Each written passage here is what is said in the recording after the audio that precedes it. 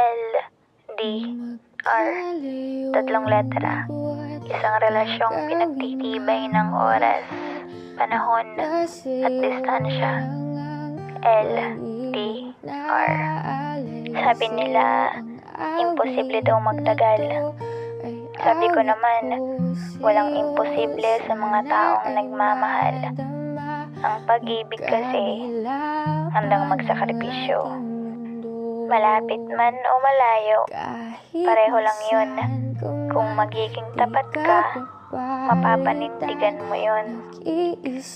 May mga magkakasama pero di masaya, dahil ang pag-ibig di nasusukat ng distansya. Eh ano kung malayo? Ang commitment naman sa isa't isa ang mahalaga.